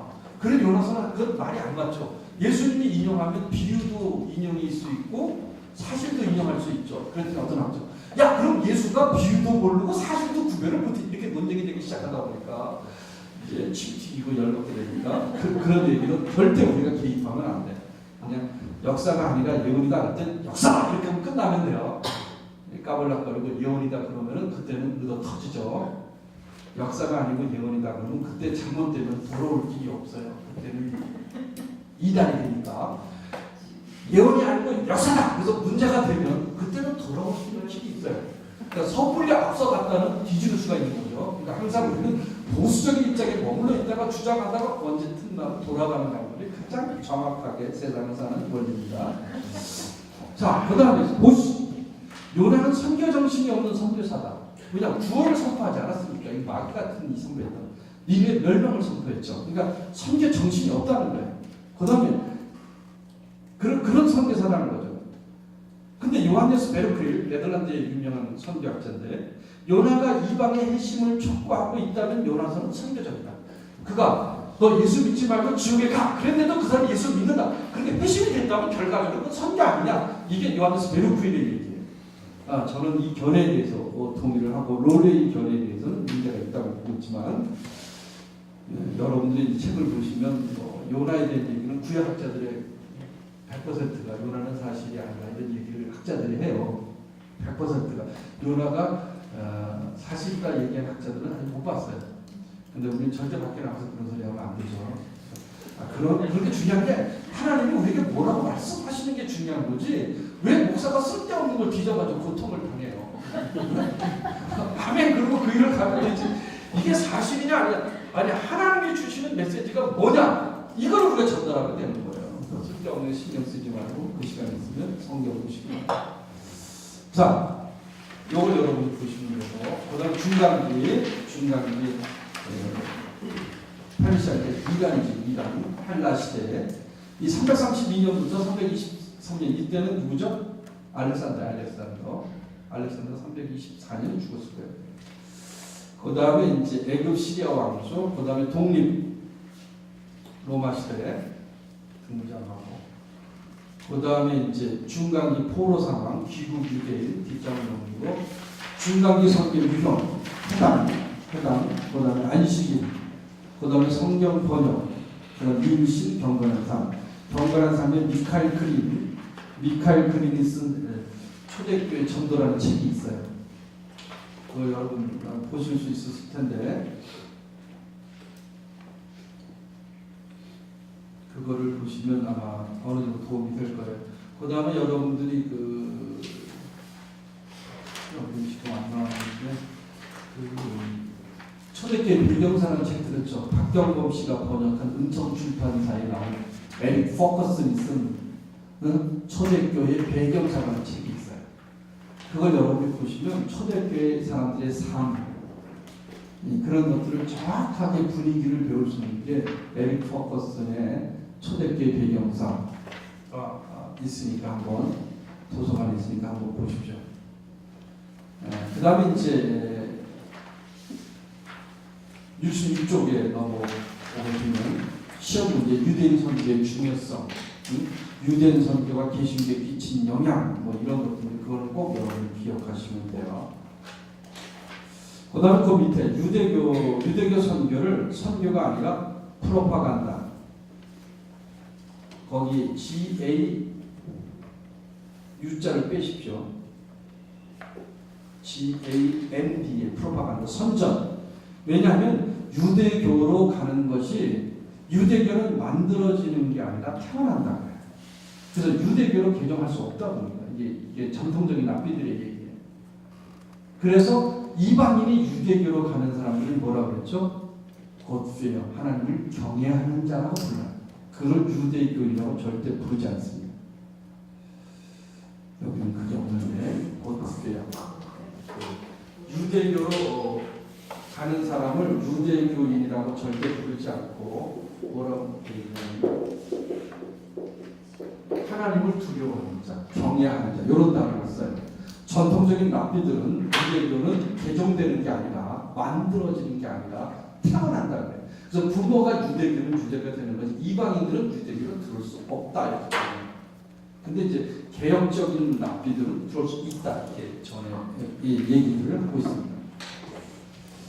그 다음에 선교와 시야 선교 기초, 선교의 모든 것을 기록해 놓은 살아있는 선교의 책이 신약이다. 목숨을 내야 되죠. 그 다음 선교 분류, 사복음서, 예수, 실천적 접근은 사도행전과 서신서, 신구약 성경은 구속사의 연속성에서 선교의 기초가 된다. 그래서 애가 하드운트는 신약의 뿌리가 구약이다. 구약이다. 그래서 신약을 알려면 뿌리를 알아야 된다. 요하네스 블라우, 이건 선교적 교회론, 교회가 선교해야 된다는, 교회 본질은 선교라는 영국의 성공의 학자인데, 이 사람 뭐라 그러냐면 신약 선교의 전망을 구약이 보여주고 있다. 그래서 신약 선교의 전망을 보려면 신약 선교 전에 뭐가 있었는가 보려면 구약을 볼 수밖에 없다. 그래서 구약을 공부해라 이거예요. 너희 모든 민족을 제자 삼아, 그 저자인데, 신약 선교의 필요성의 근거를 구약이 제시해 주고 있다. 신약 선교의 필요성, 인간의 타락, 하나님의 찾아오심, 바벨탑 사건, 뭐 이런 것들을 구약에서 볼 수 있기 때문에 구약을 공부하라 이렇게 돼 있어요. 조지 피터스, 이게 남친 내교 유명한 선교 신학자예요. 1970년, 80년대 서울신학대학에서 선교학 논문을 쓰려면 조지 피터스의 글을 안 쓰면 그건 간첩이었어요. 이 조지 피터스는 교회 성장학도 있고, 그 다음에 집중전도, 토탈 에반게리자치오, 이 사람이 쓴 책이 여러 가지가 있는데 번역도 돼 있고, 저희 독일에 있을 때 제 지도 교수였었는데 토탈 에반게리자치오, 뉴라이프, 새생명운동, 그 다음에 또 이 사람이 쓴 게 뭐냐면 개마인드 아웃과,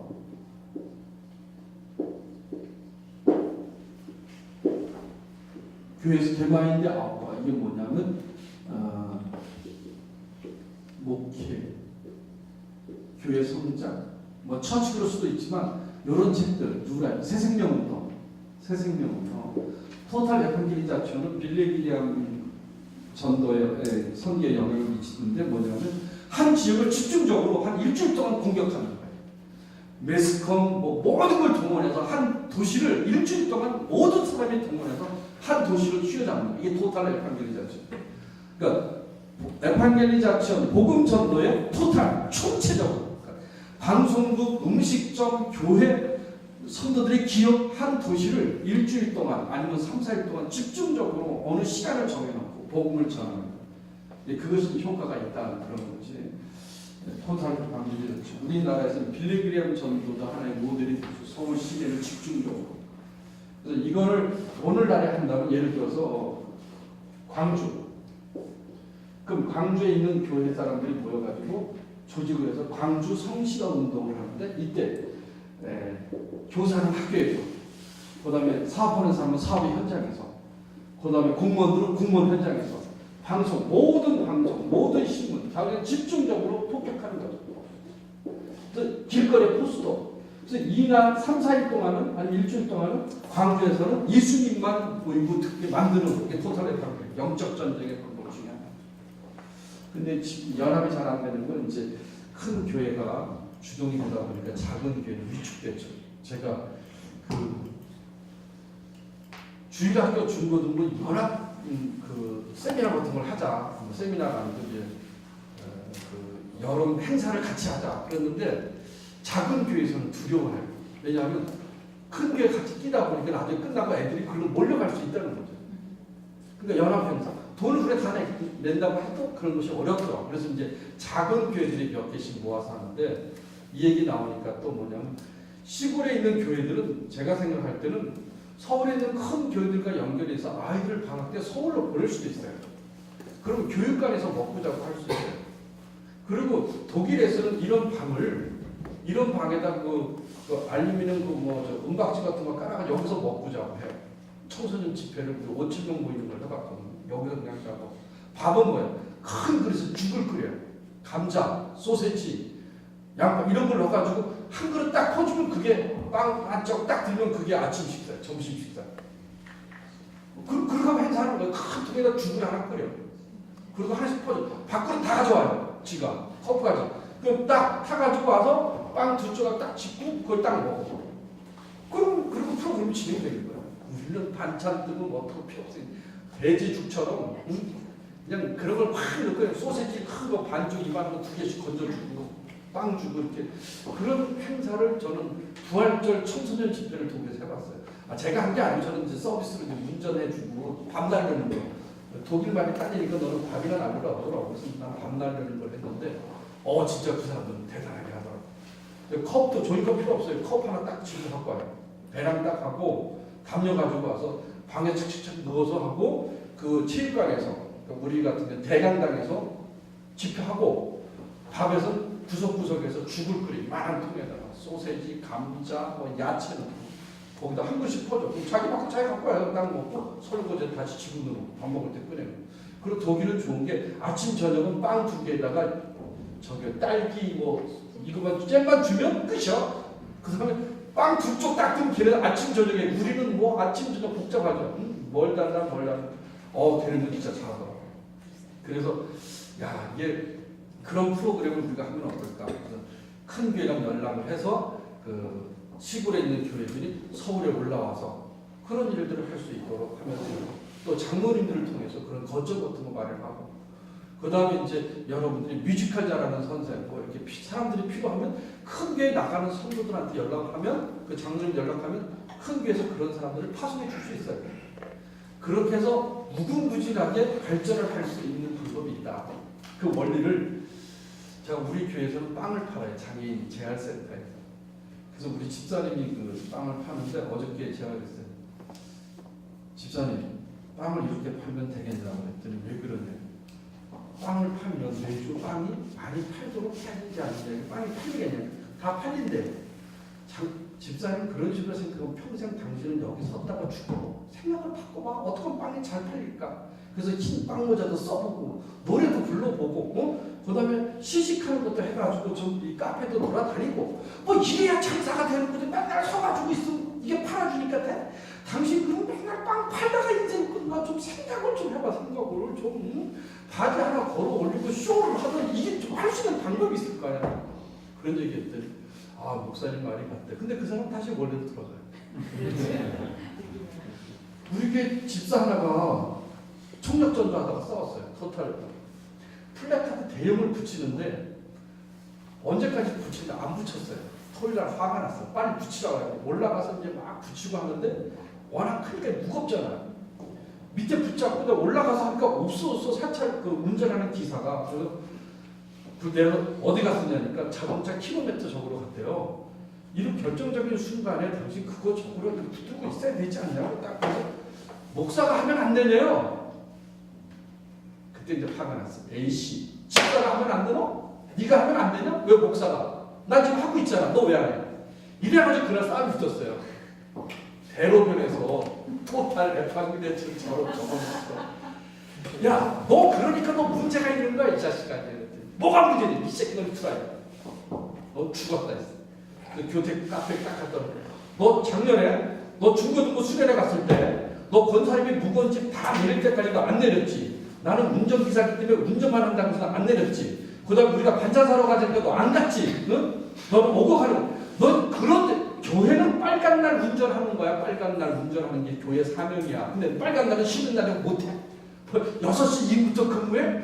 너 어디서 그따위 소리 하냐? 너 그러면 평생 운전하다가 네 인생 끝나니까 생각을 좀 바꿔봐. 권사님들 무거운 거 좀 들어주고 이래봐. 그럼 네 인생이 달라진다. 근데 너는 왜 그렇게 사냐 말이야. 응?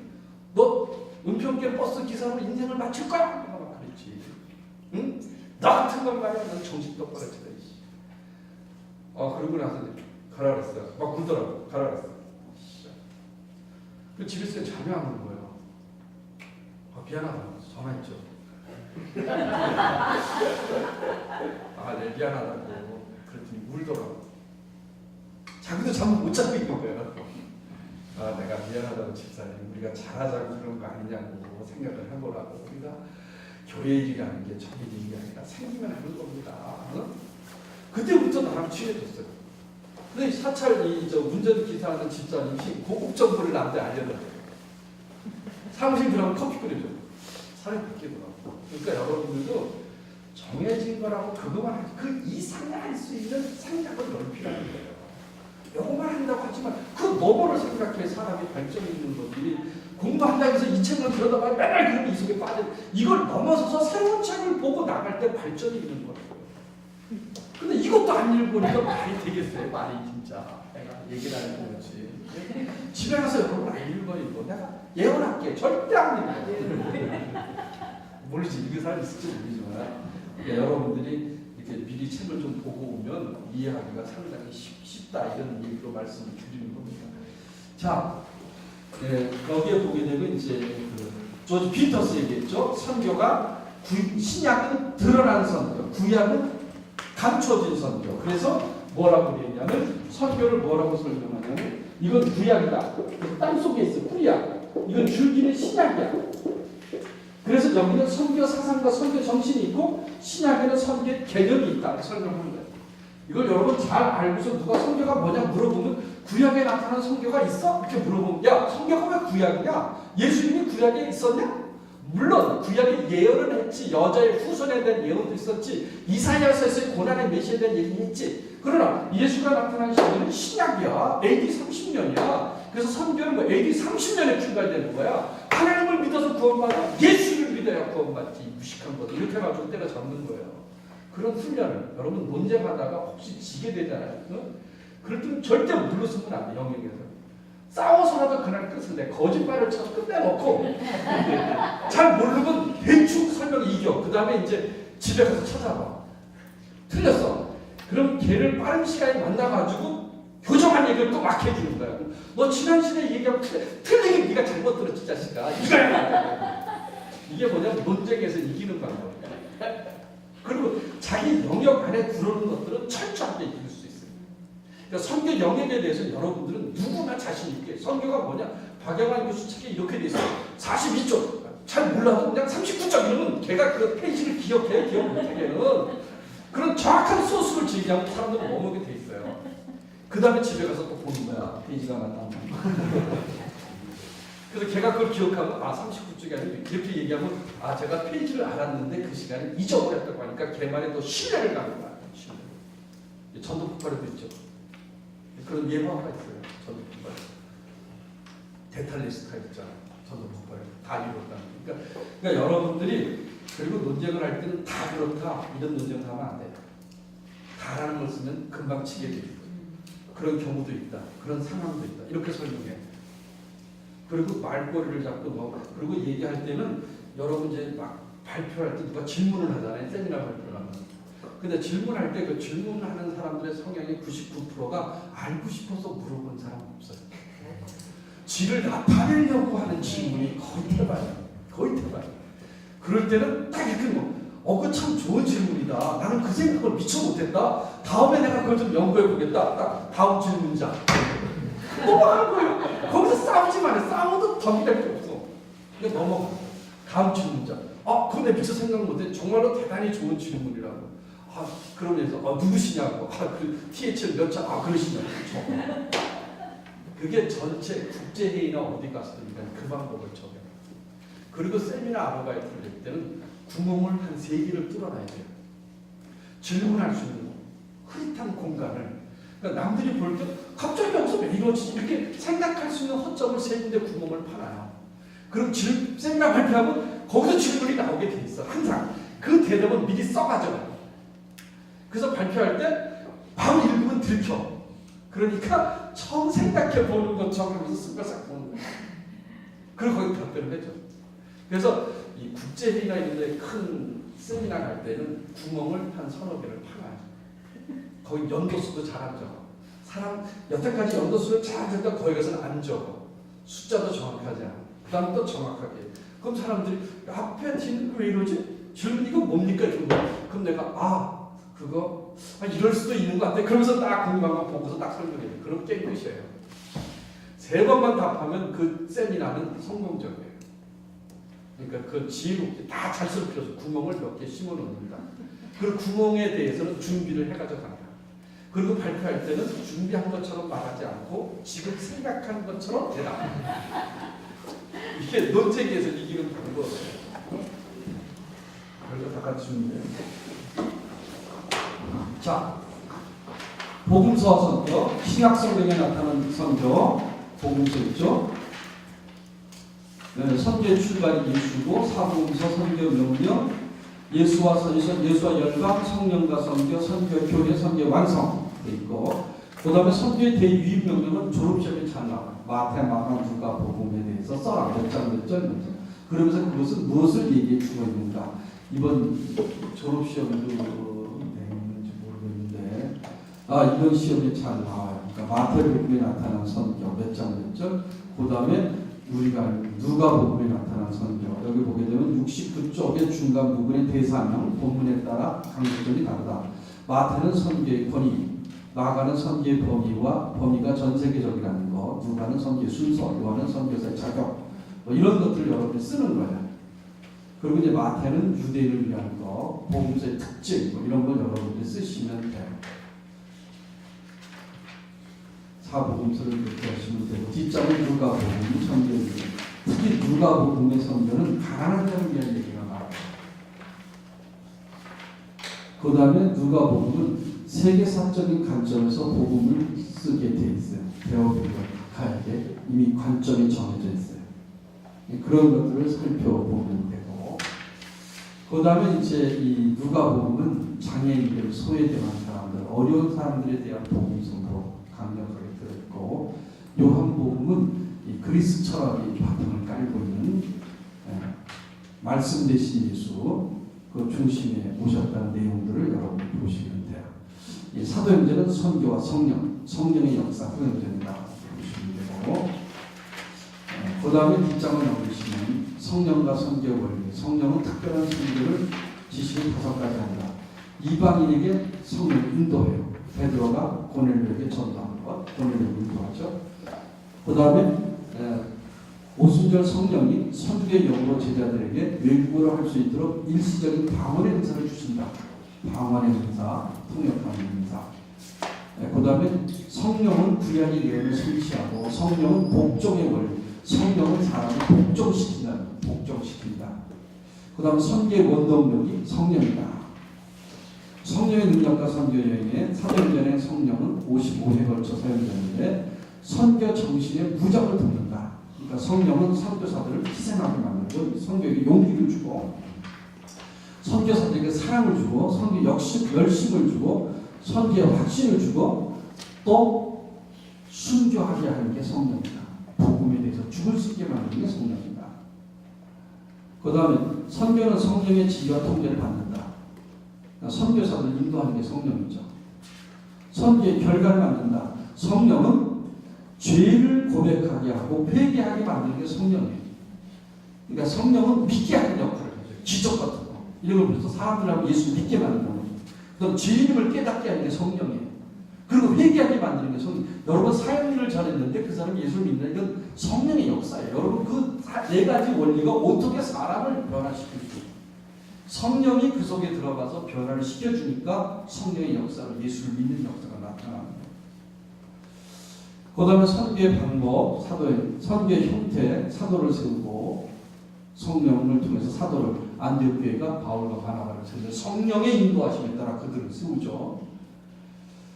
그 다음 행동하게 되고, 목숨을 걸고 생명을 걸고 복음을 선포하게 한다. 선교 전략 보게 되면 그룹 단위의 전도, 그룹 단위였죠. 어떤 단위였어요? 헬라에는 헬라, 무할레는 무할레, 유할레는 유할레, 그런 거. 이방인은 이방인에게, 유대인은 유대인들에게 사람에 따라 팀을 구성하는데, 바울과 바나바가 한 팀으로 가고, 그 다음 마가와 바나바, 그 다음에 바울하고 누구죠? 내가 신라에 갈 뻔 얘기했잖아요. 바울과 신라, 바울. 처음에는 바시가 시작돼요. 바울과 바나바. 그 다음에 두 번째는 바나바하고 마가가 가죠. 마가는 바나바하고 친척이죠. 근데 마가가 선교하다가 도망가죠. 도망갔다는 표현도 있고 회심했다는 표현도 있고, 그 다음에 이제 그것 때문에 싸워서 2차 선교행 갈 때는 바울이 신라하고 가게 되죠. 근데 사도행전은 바나바와 마가의 얘기는 빼고 바울과 신라의 역사가 기록이 되어 있다 보시면 돼요. 지금 그 얘기를 생각하니까 또 뭐가 생각이, 여러분 젊은 사람 중에서 오늘 아침 THM 가정에도 얘기를 했는데 젊은 사람들은 지금 인생을 한번 도전해 볼 필요가 있다. 어디냐? 다마스커스 대학을 갔는데 시리아어를 배워요. 시리아어. 지금 우리나라에 시리아어를 하는 사람이 많지 않아요. 신앙에서 특히. 그러면 앞으로 미래의 역사는 우리가 서로마 제국의 역사를 세계사를 통해서 배웠어요. 미래의 역사는 동로마 제국의 역사예요. 동로마 제국의 역사는 시리아 역사예요. 그럼 여러분들이 시리아어를 알아야 돼요. 그랬을 때 시리아에 능통한 학자들이 지금부터 나온다면 여러분 지금 시리아에 가서 그 신약 학자들 중에 공부하는 사람한테 못 들었어요. 그럼 시리아어만 배우고 거기서 기독교적인 자료만 찾아내고 여러분은 죽고 그 다음 세대가 그 시리아어를 번역하는 작업을 해요. 왜냐하면 그런 책이 없어요. 지금 없어요. 기독교 역사에도 시리아의 기독교에 대한 책이 거의 없어요. 거의 없어요. 미국이나 유럽 쪽에도 나와 있지 않아요. 그러니까 여러분들이 혹시 꿈이 있다면 여러분들 그 이스탄불 가가지고 공부한 공일주 이슬람 선교의 그 아주 최대적인 우리 제1의 기술을 뽑는 게 공일주. 공일주를 가장 괴롭히는 자가 누구죠? 이희수. 이슬람의 사신이죠. 이슬람 선교에 아주 앞장서서 이슬람을 전하는 게 이희수예요. 이희수. 한양대학교 문화인학부 교수죠. 이희수. 근데 공일주랑 이희수가 붙었는데 공일주가 졌어요. 공일주는 조금 있다가 흥분해서 지가 설치다 보니까 이희수는요 슬슬 웃으면서 얘기해요. 그 이희수를 못 이기더라고. 걔는 웃으면서 얘기를 하는데 근데 이희수를 한번 데려왔어요.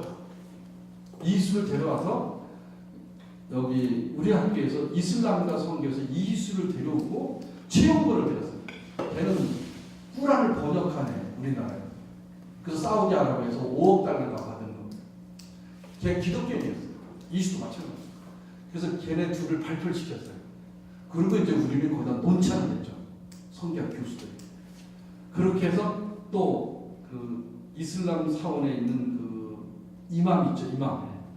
원로 이맘서부터 젊은 다 불렀어요. 제가 우리 학교로. 다 불렀어요. 그랬더니 그 누구야 국정원 출신이었던 김성원인가? 저 국정원이요. 그 사람들이 그냥 결사적으로 학교에다 전화해서 행사 못하게 막더라고. 나는 이슬람한테 이슬람을 들어야 된다. 그래야 우리가 이슬람을 제대로 알지. 이래가지고 행사를 진행했는데 이맘을 다 세웠어요. 인사하고 그랬더니 신학대학에서 자기네를 부른 건 처음이에요. 그거 조금 무섭더라고. 그래서 어떻게 마지막 기도를 조갑힌 교수로 통성기도를 위험해. 자꾸 얘기했는데 위험해지더라고, 얘기가. 그래서 조갑힌 교수님 기도하고 통성기도하고 조갑힌 기도로 이슬람 선교 세미나를 마쳤죠. 그래서 그때 그분들에게 부탁한 게 이슬람 지역에서 기독교 선교사들이 어려움을 겪으면 당신들이 변호하는 성명서나 뭘 얘기 좀 해달라. 그리고 기독교 지도자들을 이슬람 성지에 구경을 좀 시켜줘라. 그래서 우리가 서로 대화할 수 있어야 되지 않나. 기독교는 이슬람을 반대하지 않는다. 그렇다고 누가 또 가가지고 박영환 교수는 이슬람 그렇게 반대하지 않는다는 거예요. 그래서 싸우지 않겠다는 건데 이 말이 굉장히 힘든데. 그래서 우리가 서로 대화하자 그런 얘기를 했어요. 그래서 그 이맘들이 참 좋아하더라고요. 이동주 박사도 그 엑스 이동주가 결사반대 박영환이 친이슬람에 해가지고 8천만 원 날아갔어요. 소강석이가 8천 주기로 했는데 그거를 못했어요. 왜냐하면 이슬람을 이 나라에서 때려잡으려면 첫 번째 이희수를 연구해요. 이희수가 누군가, 그 인간이 어떤 논문을 썼나, 걔가 문제점 채권권이 나올 수 있어요. 이희수를 때려잡고, 두 번째 이슬람 사역자들이 이 땅에 누군가를 다 조사하고, 세 번째로 이슬람 사역자들 때문에 가정에 부인들이 두드러 맞았다, 이거 사례집을 다 분석한 증거, 그 자료집을 또 만들어내고, 그 다음 기독교 선교사들이 이슬람 고통당한 사례 분석을 해서 이 책을 시리즈로 한 5권을 해가지고 전국 교회에다 보내는 거예요. 그래 얘기가 되지. 소강성 목사가 8천 주기로 했는데 그 반대하는 사람들 때문에 그게 완성이 안 됐어요. 그러니까 이슬람에 대해서 누가 얘기해도 정확한 정보가 별로 없어요.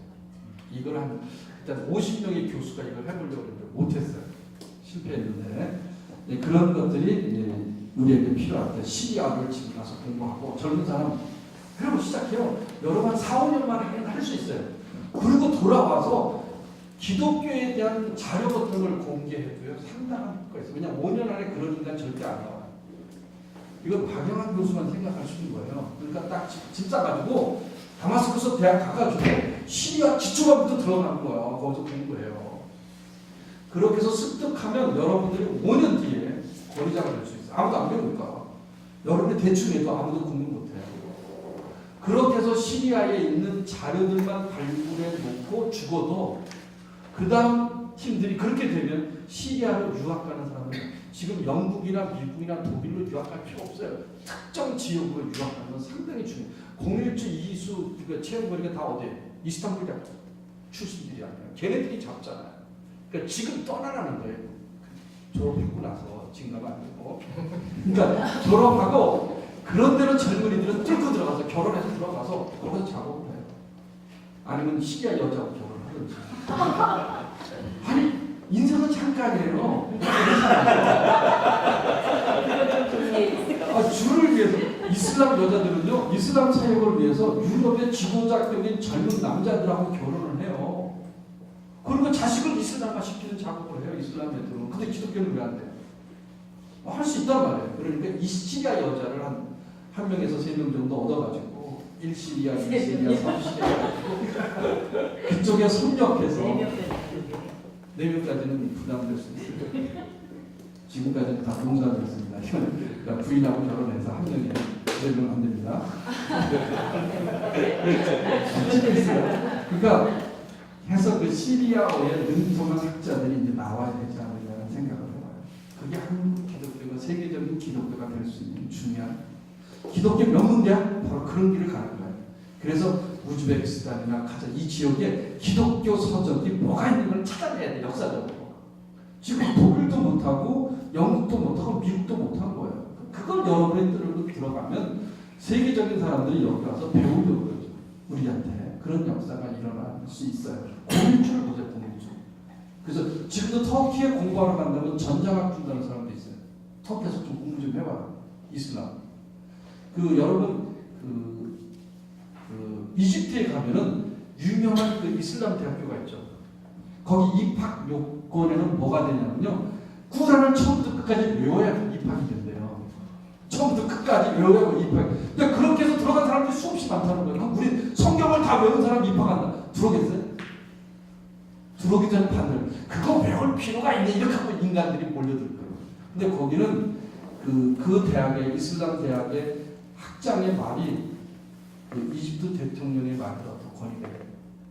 난 그 대학을 가서 보면서 야 우리가 성경을 다 외워야 대학에 간다면 다 몇 살을 할까? 근데 그런데 여러분이 꾸란을 다 외우고 들어가요. 정말 환상적일 거예요. 끝냅시다. 꿈 같은 얘기인데 말같지도 않은 얘기고 생각해보는 거예요. 그다음 동해의 원리, 문화의 적응. 그 문화의 적응은 여러분 사도행전 15장에 나타나는데 예루살렘에서 뭐라고 했어요? 이거 어떻게 율법도 안 지키고 할례도 안 하는 사람은 어떻게 기독교에 들으셨냐? 유대 기독교에서 이직을 했어요. 바울한테. 선교 전략의 3번에 문화의 적응 부분이 73조. 그러니까 바울이 뭐라 그러냐면 야 율법, 할례 그 너희들도 잘 못하는 걸 왜 자꾸 그들한테 무겁을 치냐? 그래서 몇 가지만 하자. 이게 최초의 예루살렘에 이제 WC 에큐메니케이라고 얘기하는 사람도 있어요. 뭐라고 되어 있냐면 우상의 제물과 피와 목매어 죽인 것과 음행을 멀리 하게 하자. 요거 4가지 정도만 지키면 그냥 기독교인이라고 하자. 그래서 이방인 기독교가 되는 과정을 여기에 기록해놨어요. 여러분이 선교사로 봤을 때 현지 문화 속에서 어떤 결정을 할 수 있냐면 이것이 좋은 원리가 될 수 있습니다. 그 다음 거점 선교 바울 선교 보시고 여러분 그 직장인 베드로 계시오 이걸 보시면 돼요. 다음 시간에는 선교의 신학적 이해를 배우려고 하는데 여러분이 살펴보실 때 숙제가 뭐냐면 숙제는 여러분 해갖고 오는 것에 대해서 경기를 느낄 수 있는데 그러지 말고 88쪽 88쪽에 보면은 선교 학자들이 굉장히 이게 몇 페이지까지 있냐면